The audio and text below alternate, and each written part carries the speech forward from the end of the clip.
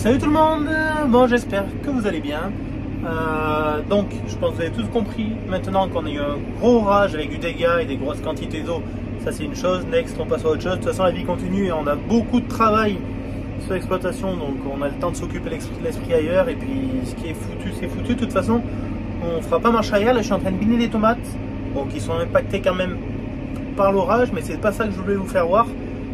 Du coup pendant plusieurs jours on n'a pas pu rentrer dans les champs pour faire les binages, donc la terre mouillée voire même trempée et le soleil qui cogne, qui chauffe. Donc voilà, plusieurs jours avec quelques millimètres qui font bien germer les mauvaises herbes. Et pendant ce temps-là, nous on peut pas rentrer dans les champs pour biner, donc pour désherber mécaniquement. Là je suis dans un champ qui craint particulièrement ce qu'on appelle la méioche. Donc ça c'est du patois, je crois que le vrai nom ça doit être panique pied de coq, je crois, quelque chose comme ça, mais à prendre avec des pincettes, j'ai peur de vous dire une connerie. Je vais vous faire voir ce que ça donne dans un champ où il y a une grosse pression adventice et 7 jours sans pouvoir biner. À quoi ça ressemble, vous allez dire, c'est impressionnant. Donc là c'est pas vraiment rattrapable parce qu'on peut biner entre le rang, mais sur le rang il y en a quand même beaucoup qui passent à travers, donc ça va être des heures de désherbage à la main pour arracher toute cette mauvaise herbe. C'est aussi ça le bio, on le sait, mais ça fait quand même râler parce que ça va coûter très très cher.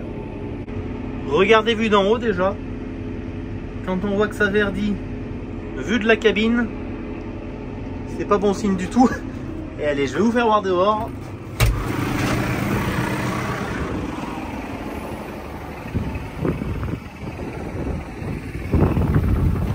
Donc on peut voir qu'il y a beaucoup d'herbe. Donc l'inter-rang est facile à biner. Sur le rang, les doigts crèches, je les ai mis agressifs un maximum. Donc la petite herbe qu'on va enterrer, si vraiment elle est enterrée, elle est foutue. On lui coupe la photosynthèse, elle va crever. Mais malheureusement, c'est loin d'être le cas pour toutes. Vous voyez, ce qui n'est pas déraciné, ce qui n'est pas arraché, et bien celle-là, elle va rester et elle va vraiment nous embêter. Donc là, regardez ça, c'est incroyable. Là, qu'est-ce qui va se passer? Je fais un binage aujourd'hui, en espérant que le soleil en fasse crever un maximum. Et je pense que demain après-midi, je vais refaire un binage en faisant travailler les doigts cresse un peu plus agressifs, dans la limite de ne pas abîmer les tomates, hein, c'est toujours pareil. C'est vraiment dommage parce que je l'avais tenu propre jusqu'à là, cette parcelle. Je savais qu'il y avait une grosse pression de méioche, mais là maintenant ça va être compliqué à la garder propre. Donc je suis vraiment dégoûté, c'est les aléas du métier. Je vais peut-être essayer, si j'ai du temps, de faire un passage à la RC-Tri pour gratter un petit peu sur le rang et arracher ce que je peux sur le rang, à condition que les pieds de tomates, eux, ne soient pas déracinés. Donc c'est toujours pareil, il faut toujours trouver le bon compromis, c'est pas toujours facile. Heureusement, c'est pas toute la parcelle, vous voyez, on voit qu'il y a des ronds où il y en a beaucoup plus que d'autres. Mais bon, ça va quand même pas être facile à rattraper tout ça. Heureusement que toutes les parcelles ne sont pas dans cet état-là.